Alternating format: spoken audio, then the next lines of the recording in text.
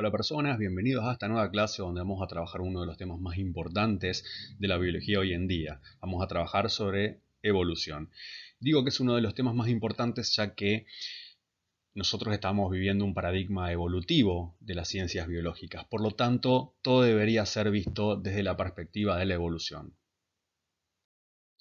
Esta unidad está dividida en 5 clases, de los cuales las 3 primeras deben observarse en un orden determinado, comenzando por el camino hacia el pensamiento evolutivo, siguiendo por las teorías evolutivas y culminando con los mecanismos de la evolución.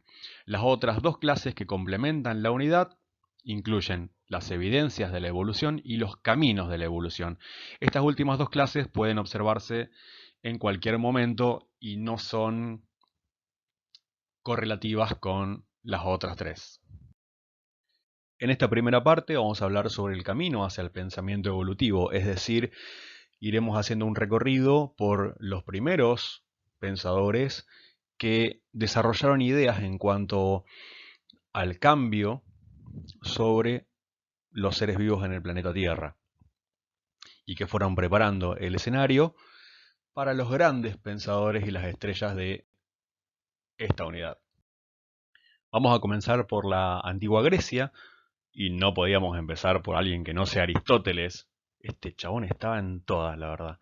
Bueno, resulta que Aristóteles consideraba que todos los organismos vivos existieron desde siempre, por lo tanto la idea de cambio no era aceptada por Aristóteles. Es más, él estableció una escala jerárquica con todos los elementos de la naturaleza. Dentro de los seres vivos, en el peldaño más inferior, se encontraban los gusanos y en el peldaño más alto se encontraba el ser humano. Todos los otros seres vivos, animales y plantas, se encontraban en los escalones intermedios.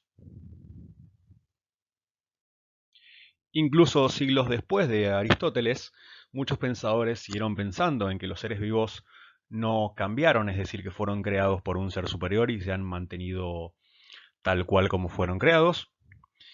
Y a esta corriente de pensamiento le llamamos fijismo. Las bases del fijismo son el origen creacionista de las especies y la inmutabilidad de las mismas, es decir, que estos son incapaces de cambiar. Para los que se preguntaban el significado del icono usado al principio de esta clase, hace referencia al cuadro de Miguel Ángel denominado La creación de Adán, puesto que la mayor parte de la vida de la humanidad en la Tierra, el pensamiento fue fijista y estuvo siempre ligado a una concepción creacionista de los seres vivos. Como principal exponente del fijismo tenemos al sueco Carlos Linneo. Como podemos ver, le gustaba posar para que lo pinten, para que lo retraten. Bueno, era más o menos como la selfie de la época, pero cuando no se estaba sacando selfies para su época, escribía libros sobre naturaleza, sobre todo sobre plantas y animales. El trabajo de Linneo fue muy importante porque él fue el primero en utilizar la nomenclatura binomial, es decir, nombrar a las especies con 2 palabras, una que se escribe con mayúscula, que es el género, y la otra que se escribe con minúscula, que es la especie. Por ejemplo, cuando nosotros decimos Pantera leo, escribimos Pantera con mayúscula y leo con minúscula, hacemos referencia al león. De la misma manera, podemos hablar de Pantera tigris cuando hablamos del tigre, de Pantera onca cuando hablamos del jaguar, de Pantera pardus cuando hablamos del leopardo y de Pantera uncia cuando hablamos del leopardo de las nieves. Como podemos ver, todos estos organismos tienen ciertas características en común que los hacen englobarse bajo un grupo a lo que Linneo llamó género. Si bien en algún momento todos los integrantes del género Pantera se reunieron ya que tenían la capacidad de rugir, hoy en día se incluyen dentro de este grupo, dentro de este género, a otros organismos que no tienen la capacidad de producir rugido, sin embargo tienen otras características similares. Esto se desarrolla más que nada con el avance de la genética, que ha permitido establecer parentescos más cercanos, no solamente por esas características morfológicas o fisiológicas que tienen los organismos. Pero si nos ponemos a analizar el trabajo de Linneo, podemos encontrar que además del género Pantera hay otros animales que fueron clasificados en otros géneros que tienen la característica de poseer, por ejemplo, uñas retráctiles. Bueno, justamente por eso es que se ha formado un grupo mayor que contiene a todos estos géneros con esta característica similar y se lo llama bajo el nombre de familia Felidae o familia de los felinos. Pero la familia de los felinos comparte otras características con otros seres vivos, que es la de poseer dientes caninos capaces de comer carne.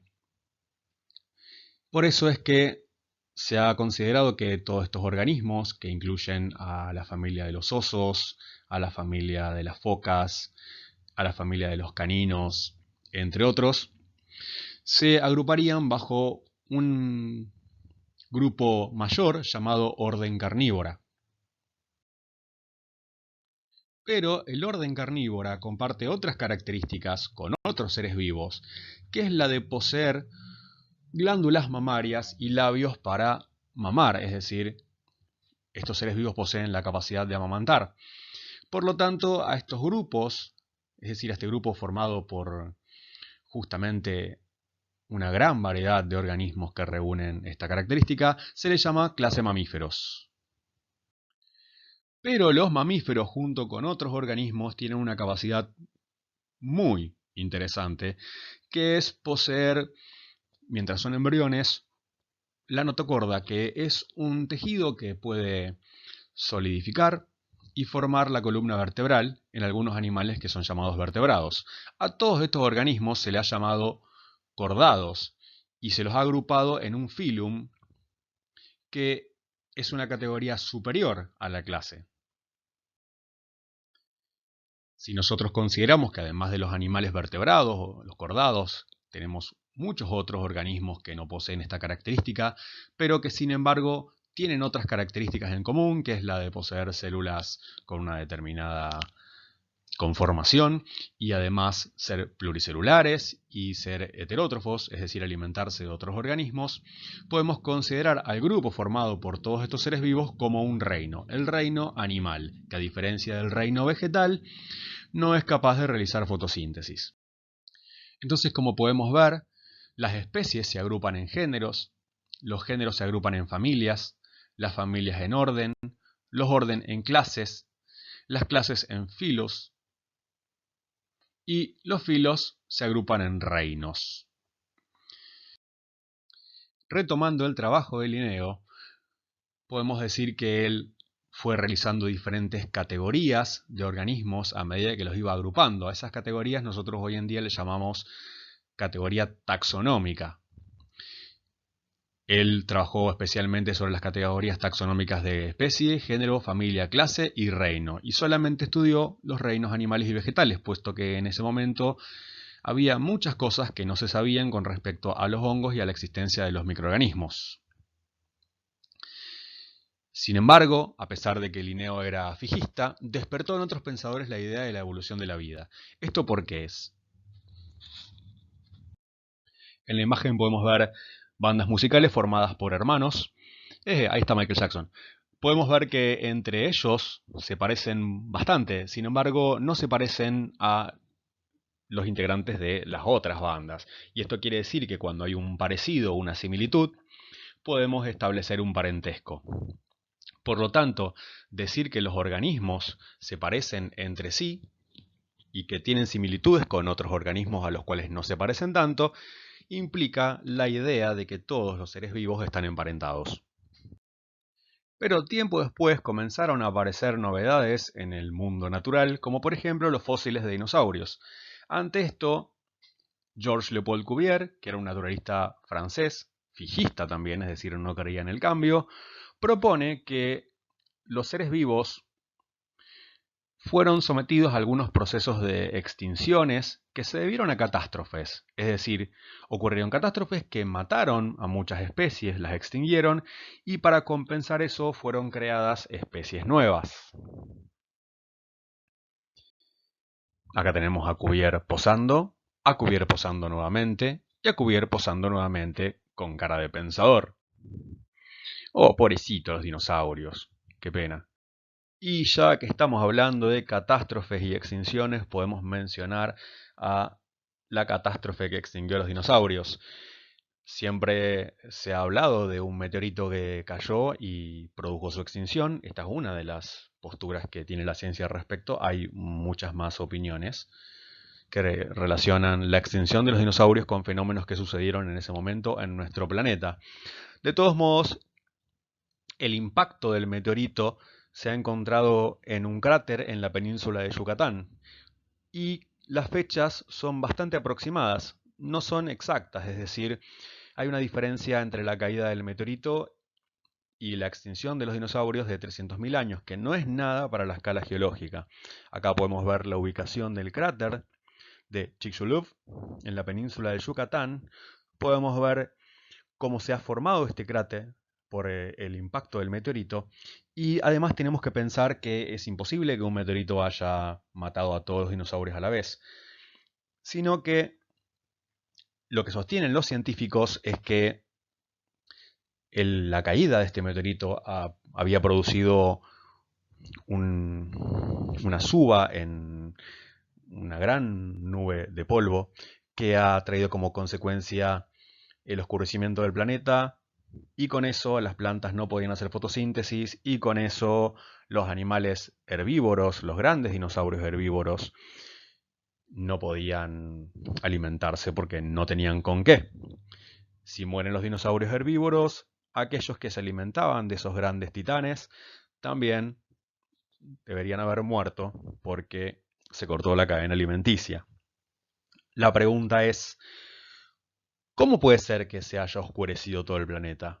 Bueno, resulta que en el momento en que vivieron los dinosaurios, los continentes no estaban en la posición actual, sino que estaban formando una gran masa continental denominada Pangea. Por eso es posible que una nube de tierra haya tapado la entrada del Sol.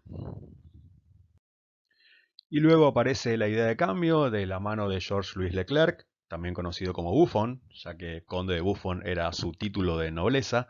Acá lo tenemos posando. Bueno, no posó claramente para esta estatua, que hoy se encuentra en París, pero igual nos deja su autógrafo.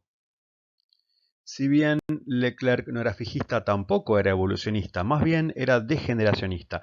Él creía que los cambios climáticos y ambientales trajeron como consecuencias cambios en la alimentación de los seres vivos, con lo cual estos comenzaron a degenerarse. Podemos citar el ejemplo del mamut, que tras terminarse la era del hielo, un periodo de glaciación de nuestro planeta, comenzaron a perder pelo, reducirse en tamaño corporal y también en el tamaño de los colmillos, hasta las formas actuales de los elefantes. Voy a hacer la aclaración de que probablemente Leclerc no asoció la idea de cambio con la evolución, sino más bien con un proceso de degeneración, tratándolo como algo negativo, porque el momento histórico que él vivió coincide con la gestación de la Revolución Francesa, donde comienza a cuestionarse a la monarquía como forma de gobierno. Por lo tanto, si él era conde de Buffon, tenía un título de nobleza y probablemente el cambio no era algo agradable si estabas en esa posición. En la imagen podemos observar una gráfica que nos muestra la variación de las temperaturas a lo largo de los últimos 12.000 años. Podemos ver que la temperatura ascendió, descendió, ascendió y descendió nuevamente durante todo ese periodo de tiempo. Sabemos que los mamuts se extinguieron hace aproximadamente 4.000 años y hoy en día podemos relacionar estos cambios de la temperatura, de este factor tan importante, con la extinción de una especie. Sin embargo, para Leclerc sería lógico pensar que el mamut no se extinguió, sino que se fue transformando, se fue degenerando hasta las formas actuales de los elefantes. En la imagen de la izquierda podemos ver un mamut que fue encontrado en muy buenas condiciones, congelado en Siberia. Es más, si prestamos atención podemos ver que hasta hay pelos pegados a su piel muerta. Pobrecito el mamut.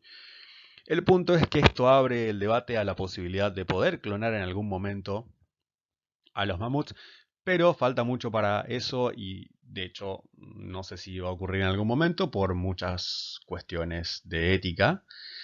Así que hasta entonces tendremos que seguir viendo a los mamuts en los museos, como vemos en la imagen de la derecha. Bueno, personas, muchas gracias por llegar hasta acá. Nos vemos la próxima clase donde vamos a trabajar sobre las teorías evolutivas. Chau, chau, hagan sus tareas.